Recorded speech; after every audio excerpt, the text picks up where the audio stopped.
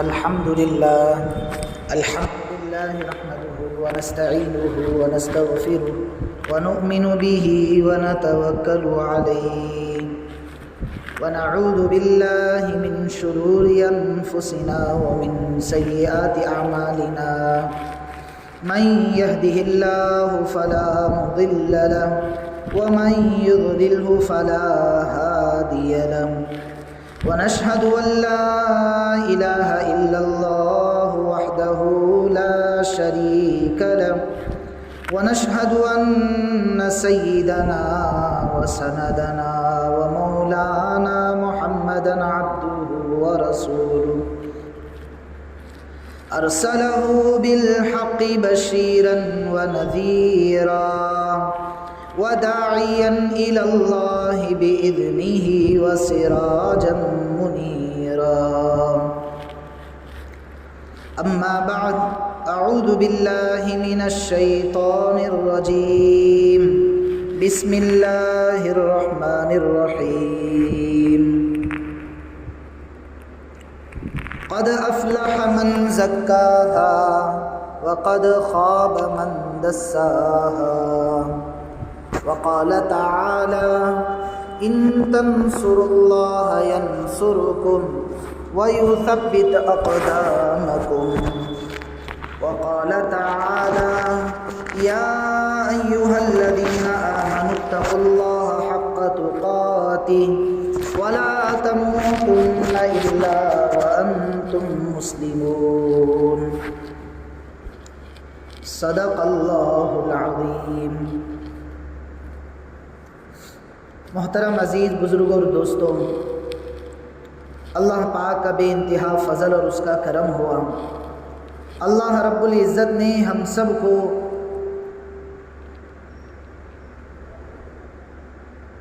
اپنے گھر میں عبادت کے لیے جمع فرمایا۔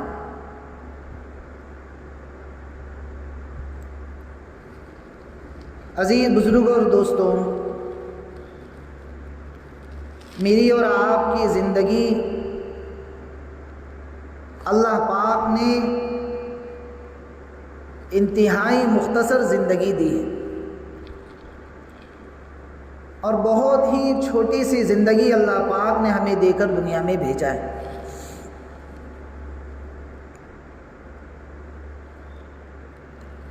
عزیز بزرگوں اور دوستوں، ہم دنیا میں نہ اپنی مرضی سے آئے ہیں اور نہ ہم اپنی مرضی سے دنیا میں زندگی گزار رہے ہیں، اور نہ ہم اپنی مرضی سے دنیا سے چلے جائیں گے، بلکہ ہمارا دنیا میں آنا یہ اللہ کی چاہت کے ساتھ ہے۔ ہمارا دنیا میں زندگی بسر کرنا، زندگی کی اوقات کو گزارنا، یہ اللہ کی مرضی کے ساتھ میں ہو رہا ہے، اور ہمارا دنیا سے چلے جانا یہ اللہ کے حکم کے محتاج ہے۔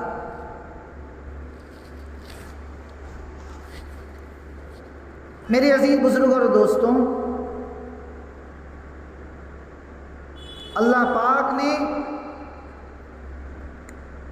بہت ہی پیارا دین ہمیں عطا فرمایا ہے، بہت ہی عظیم الشان اور عظیم المرتبت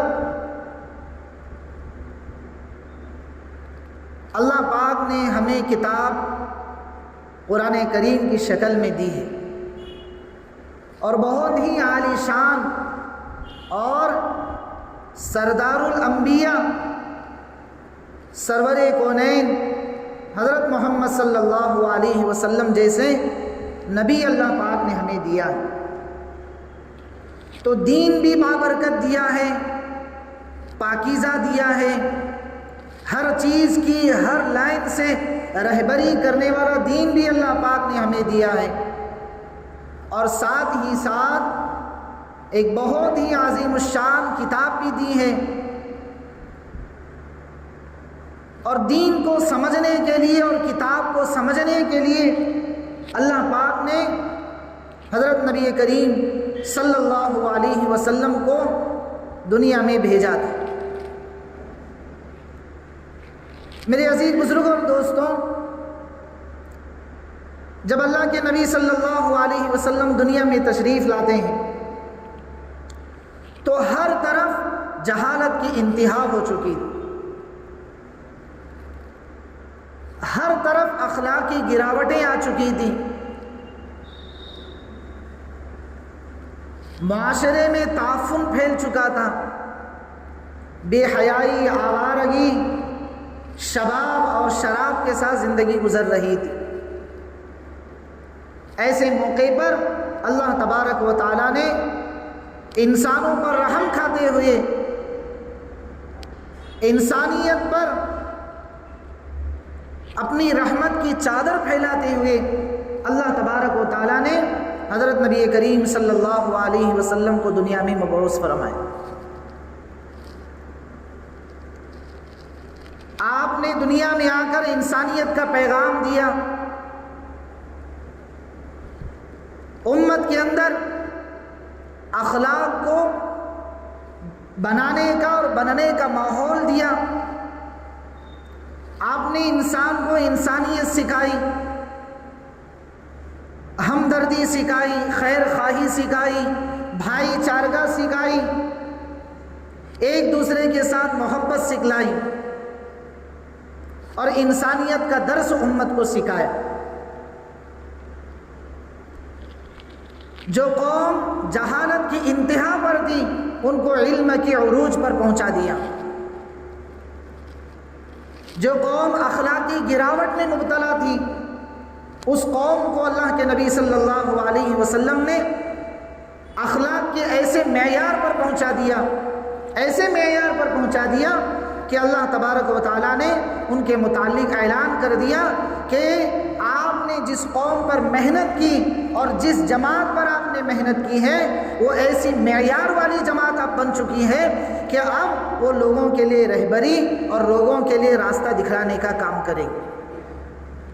اور اللہ تبارک و تعالیٰ نے دنیا ہی میں ان کو جنت کی خوشخبریاں سنا دی اور ان کے متعلق وعدہ کر دیا کہ رضی اللہ عنہم ورضوا عنہ، کہ ایک ایک صحابی سے اللہ پاک راضی ہو گئے، صحابہ کی جماعت سے راضی ہو گئے، پورے صحابہ کے طبقے سے اللہ پاک راضی ہو گئے، ورضوا عنہ، اور وہ پوری صحابہ کی جماعت بھی اللہ سے راضی ہو گئی۔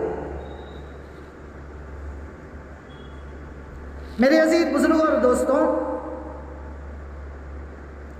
جو جہالت کے انتہا پر تھے، جو اخلاق کی گراوٹ پر تھے، جن کے یہاں اپنی تلواروں کی دھار کو دیکھنے کے لیے معصوموں کا خون بہایا جاتا تھا، جہاں عورتوں کی کوئی عزت نہیں تھی، جہاں بیٹیوں کو زندہ درگور کرنے کا ماحول تھا، کہ جس معاشرے میں بیٹی کا پیدا ہونا اس معاشرے میں ایک بد کردارگی کا نمونہ اس کو سمجھا جاتا تھا، ایسے ماحول کو جب اللہ کے نبی صلی اللہ علیہ وسلم نے محنت کی، ان کے دلوں پر محنت کی، ان کے اخلاق پر محنت کی،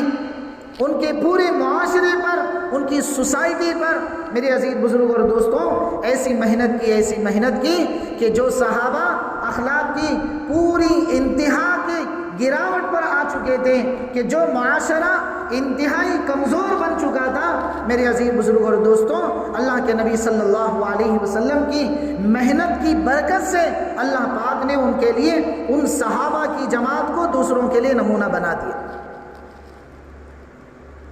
اور اللہ کے نبی صلی اللہ علیہ وسلم نے ایک ایک صحابی کے متعلق اعلان کر دیا، اصحابی کالنجوم بِأَيِّهِمْ اقْتَدَيْتُمْ اهْتَدَيْتُمْ، میرے صحابہ کی جماعت ایسی جماعت ہے کہ جس جماعت پر میں نے ایسی محنت کی ہے کہ میرا ایک ایک صحابی آسمان پر چمکنے والے ستاروں کے مانند ہے، کہ جس طرح سے آسمان پر ستارے لوگوں کے لیے رہبری کا کام کرتے ہیں، لوگوں کے لیے راستہ دکھلاتے ہیں، اندھیروں میں چراغ کا کام دیتے ہیں، اسی طرح میرے صحابہ ہیں کہ یہ لوگوں کے لیے رہبر بنیں گے، لوگوں کے لیے راستہ دکھلائیں گے اور ظلم اور ستم کے اندھیروں میں یہ روشنی کا کام دیں گے۔ میرے عزیز بزرگوں اور دوستوں، ایسی صحابہ کی جماعت اللہ کے نبی صلی اللہ علیہ وسلم نے اپنی محنتوں سے تیار کر کے دکھایا۔ میرے عزیز بزرگوں اور دوستوں، آج ہم کلمہ گو ہیں، ہم مسلمان ہیں، اللہ پاک نے ہمارا نام مسلمان رکھا، ہمیں ایمان جیسی دولت سے سرفراز کیا، ہمیں کلمہ دیا، ہمیں قرآن دیا، ہمیں اللہ کے نبی صلی اللہ علیہ وسلم دیے، ہمیں دنیا کی سب سے پوتر اور پاک کتاب ہمیں دی، دنیا کا سب سے پاکیزہ اور دنیا کا سب سے بہترین اور دنیا کا سب سے اعلیٰ مذہب اللہ پاک نے اسلام کی شکل میں، دین کی شکل میں امت مسلمہ کو دیا۔ لیکن میرے عزیز بزرگوں اور دوستوں، اس امت نے ان چیزوں کی ناقدری کی، اپنے ایمان کو پس پشت ڈال دیا، اپنے قرآن کے تقاضوں کو پشت پیچھے ڈال دیا، اپنے نبی کی سنتوں کے ساتھ میں کھلواڑ کر دیا۔ اس کا نتیجہ یہ ہوا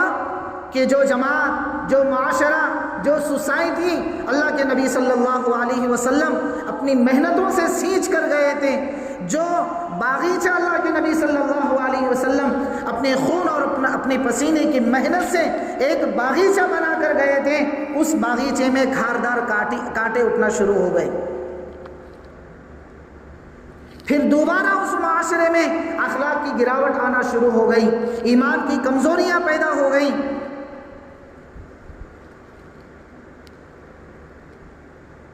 قرآن کی تعلیمات زندگیوں سے نکل گئیں، اللہ کے نبی صلی اللہ علیہ وسلم کے پیاری پیاری سنتیں میرے عزیز بزرگ اور دوستوں اس معاشرے اور اس سوسائٹی سے نکلنا شروع ہو گئے۔ پھر اس کا نتیجہ یہ ہوا کہ میرے عزیز بزرگ اور دوستوں، ہم اخلاق کی پوری گراوٹ پر آ گئے، ہم جہالت کی انتہا پر کھڑے ہو گئے، ہمارے اندر سے پیار، محبت، الفت، ایک دوسرے کی خیر خواہی، ایک دوسرے کی مدد کا جذبہ اور ایک دوسرے کی نصرت کا جذبہ میرے عزیز بزرگ اور دوستوں ہمارے اندر سے نکل گئے۔ جو معاشرہ اللہ کے نبی صلی اللہ علیہ وسلم تیار کر کے گئے، جو جماعت اللہ کے نبی صلی اللہ علیہ وسلم تیار کر کے گئے، جو محنت اللہ کے نبی صلی اللہ علیہ وسلم کر کے دنیا سے گئے، ہم نے ان محنتوں کا کھلواڑ کر دیا، اس معاشرے کو اپنی گندگیوں سے ناپاک کر دیا، اس پاکیزہ اور با اخلاق شخصیات کے نام پر ہم دھبا لگ گئے اور ہم دین کے نام پر اپنے ضمیر کے سودے کرنے والے بن گئے۔ پھر اس کا نتیجہ معاشرے میں یہ ہوا کہ ہمارے بازاروں سے جھوٹ نکلنا نہیں چھوٹتا، ہمارے بازاروں میں سچائی نہیں آ پا رہی، ہمارے بچوں میں دین کا جذبہ نہیں پیدا ہو پا رہا، بھائیوں میں ایک دوسرے کی محبت نہیں رہی، معاشرے میں اخلاق نہیں رہے، لوگ تہجد گزار نہیں رہے، لوگ اوابین کے پابند نہیں رہے، لوگ نیکیوں کے حریص نہیں بنے، بلکہ لوگ دنیا کے حریص بنتے چلے گئے۔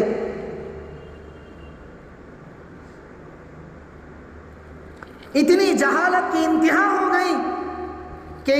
کہ نیکی کی رہبری کرنے والا، نیکی کا راستہ دکھلانے والا، نیکی کی طرف لوگوں کو بلانے والا معاشرے کے اندر ایک برا انسان بن گیا، معاشرے کے اندر ایک گندا انسان بن گیا،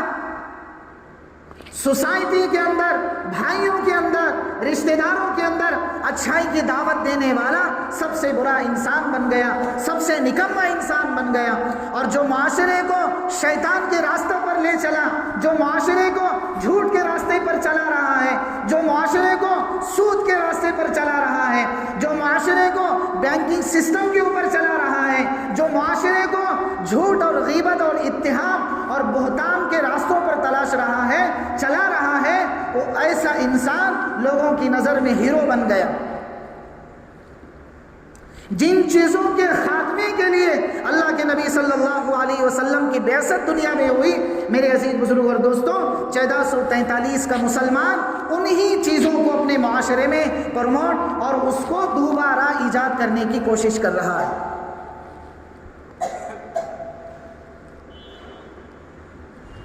حالانکہ اللہ کے نبی صلی اللہ علیہ وسلم ارشاد فرماتے ہیں کہ جہاں بازاروں میں سچائی آتی ہے، جہاں گھروں میں دینداری آتی ہے، جہاں معاشرے میں اچھائی آتی ہے، تو اللہ کے نبی صلی اللہ علیہ وسلم کہتے ہیں التاجر الصدوق الامین۔ کتنی چیزیں؟ التاجر الصدوق الامین، سچا تاجر، امانت دار تجارت کرنے والا، امانت کے ساتھ پیشہ کرنے والا، اپنی روزی روٹی چلانے والا، یہ ایسا ہے گویا کہ یہ انبیاء اور شہداء کے ساتھ کل قیامت میں اٹھایا جائے گا۔ کتنا اونچا مقام اللہ کے نبی صلی اللہ علیہ وسلم معاشرے کو چھوڑ کر گئے، کتنے اونچے مقام پر چھوڑ کر گئے کہ ایک سچا امانت دار، ایک خیر خواہ، ایک معاشرے کی اچھائی سوچنے والا، ایک بازار میں سچ کو لانے والا، اس کا مقام اللہ کے نبی صلی اللہ علیہ وسلم یہ بتلا رہے ہیں کہ یہ کل قیامت میں جب اٹھے گا دوبارہ اپنی قبر سے، تو یہ ان لوگوں کے ساتھ میں اٹھے گا کہ اس کا شمار انبیاء کے صف میں کھڑا ہوگا، اس کا شمار شہداء کے صف میں ہوگا، اس کا شمار صدیقین کے صف میں ہوگا۔ لیکن معاشرہ اس کو اچھائی نہیں سمجھتا ہے، سوسائٹی اس کو اچھا نہیں سمجھتی ہے۔ تو میرے عزیز بزرگ اور دوستوں، جس راستے پر اور جس منزل پر اللہ کے نبی صلی اللہ علیہ وسلم اس امت کو چھوڑ کر چلے گئے تھے، یہ امت اپنے اس منزل کو بھلا کر، اپنے اس راستے سے بھٹک کر، میرے عزیز بزرگ اور دوستوں، شیطان کے راستے پر چلنا شروع ہو گئی، اور شیطان کی باتوں پر اور شیطان کے مکر اور فریب پر اپنی زندگی کے سفر کو گزارنا شروع کر دیا۔ نتیجہ یہ ہوا کہ جیسا کہ میں نے شروع خطبے میں آپ کے سامنے قرآن کریم کی آیت کریمہ پڑھی، یا ایھا الذین آمنوا اتقوا اللہ وکونوا مع الصادقین، اے ایمان والو اللہ سے ڈرو اور اچھے معاشرے کی تشکیل کرو، اچھی سوسائٹی بناؤ، اچھے لوگوں کی صحبت میں رہو، نیکوں کی صحبت میں رہو، مسجد والے ماحول میں رہو، فرشتے کے ماحول میں، جو مسجد کا ماحول ہے وہ فرشتوں کا ماحول ہے، اس معاشرے میں رہنے کی تاکید اور نیکوں کی صحبت میں رہنے کی تاکید اللہ کے نبی صلی اللہ علیہ وسلم اور قرآن کریم اپنے آیتوں کے ذریعے سے ہمیں سمجھا رہے ہیں۔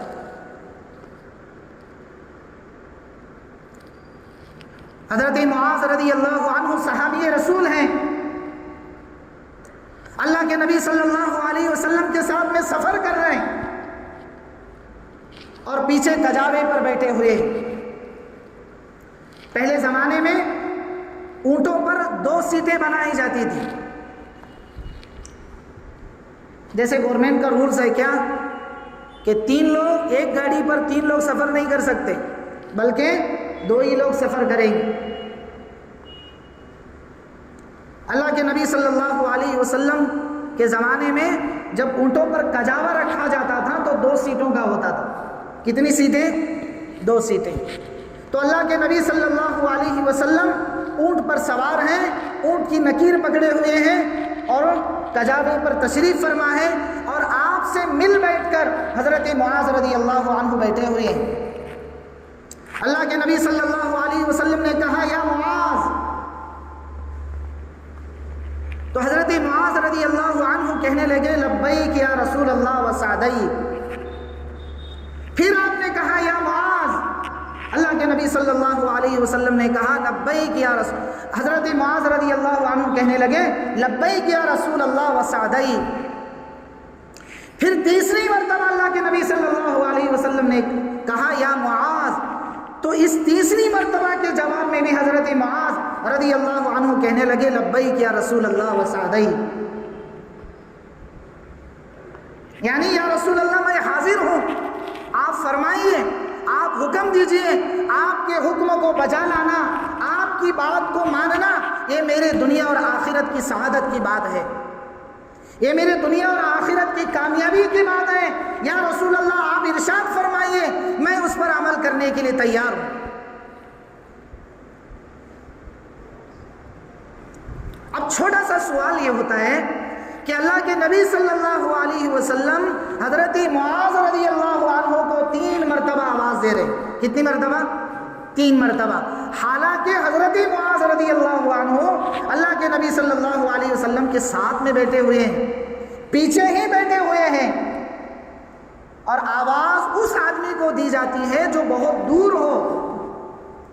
حضرت معاذ تو پیچھے بیٹھے ہوئے ہیں۔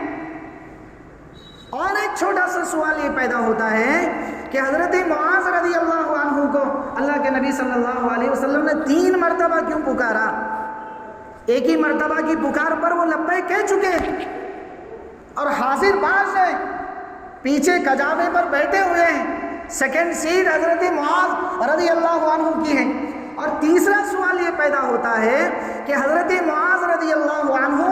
3 مرتبہ کی پکارنے پر اللہ کے نبی کو جواب دے رہے ہیں اور کہہ رہے ہیں یا رسول اللہ میں حاضر ہوں، آپ ارشاد فرمائیں، پھر بھی اللہ کے نبی صلی اللہ علیہ وسلم 3 مرتبہ پکار رہے ہیں۔ محدثین اکرام کہتے ہیں اصل بات یہ تھی کہ اللہ کے نبی صلی اللہ علیہ وسلم آگے جس مضمون کو کہنا چاہ رہے تھے، جس مسئلے کو اللہ کے نبی صلی اللہ علیہ وسلم حضرت معاذ رضی اللہ عنہ کے سامنے رکھنا چاہ رہے تھے، اور ان کے ذریعے سے پوری امت مسلمہ کو ایک میسج اور پیغام دے رہے تھے، وہ میسج، وہ پیغام اور وہ مسئلہ بہت اہم مسئلہ تھا، اس لیے اس مسئلے کی اہمیت کو بتلانے کے لیے اللہ کے نبی صلی اللہ علیہ وسلم نے 3 مرتبہ آواز دی۔ اس مسئلے کو اور اس چیز کو بتلانے کے لیے، اس بات کی اہمیت کو حضرت معاذ رضی اللہ عنہ کے دل میں بٹھانے کے لیے اللہ کے نبی صلی اللہ علیہ وسلم نے 3 مرتبہ ان کے جواب دینے کے بعد بھی ان کو ندا لگائی، آواز لگائی۔ اب کیا کہنا چاہ رہے تھے؟ کیا بتلانا چاہ رہے تھے؟ جب 3 مرتبہ کی آواز ہوئی تو اللہ کے نبی صلی اللہ علیہ وسلم نے کہا، معاذ هل تدری ما اللہ حق علی العباد، اے معاذ تم یہ بات جانتے ہو کہ لوگوں پر، انسانیت پر، مسلمانوں پر اللہ کا کیا حق ہے؟ تو حضرت معاذ رضی اللہ عنہ کہنے لگے، اللہ و رسولہ عالم، یا رسول اللہ آپ اور اللہ رب العزت اس بات کو بہتر جانتے ہیں، آپ ہی بتا دیجئے۔ تو آپ نے فرمایا اللہ کا بندوں پر حق یہ ہے کہ اللہ بندے اور بندیاں اور تمام امت مسلمہ اور خصوصاً 1443 کے مسلمان یہ بات اپنے دل اور دماغ میں بٹھا لیں کہ ہم پر اللہ کا حق یہ ہے کہ ہم اس طرح عبادت کریں اللہ کی جس طرح کی عبادت کا مطالبہ اللہ تعالیٰ نے بندوں سے کیا ہے۔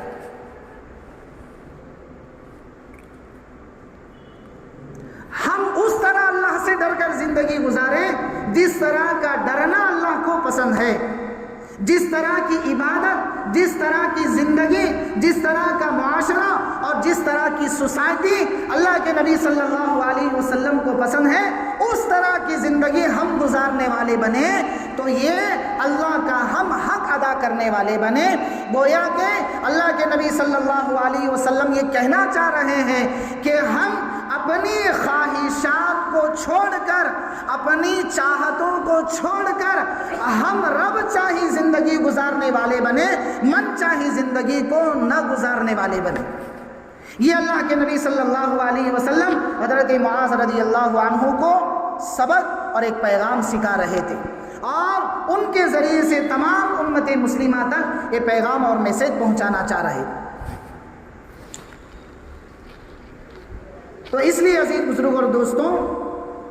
اور بہت بڑی روایت ہے آگے، اور بہت سارے پیغامات حضرت معاذ رضی اللہ عنہ کے ذریعے اللہ کے نبی صلی اللہ علیہ وسلم نے امت تک پہنچائے ہیں، جو ہمارے لیے اور خصوصاً اس دور میں حالات اور پریشانیوں کے دور کرنے میں ایک بہت بڑی رہبری کا کردار نبھاتے ہیں۔ وہ حدیث کے الفاظ ہمارے لیے بہت بڑی رہبری کا کام دیتے ہیں، لیکن میرے عزیزوں وقت کی قلت کی وجہ سے میں آپ کے سامنے یہیں پر اپنی بات کو ختم کرتا ہوں۔ انشاءاللہ